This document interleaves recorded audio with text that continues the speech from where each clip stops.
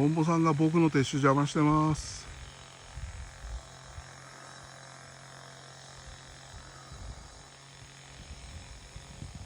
トンボさんが僕の撤収邪魔してます。早くどいてくんないかな。ああ、どいてくれた。でも戻ってくるんだよね、トンボさんってね。はい。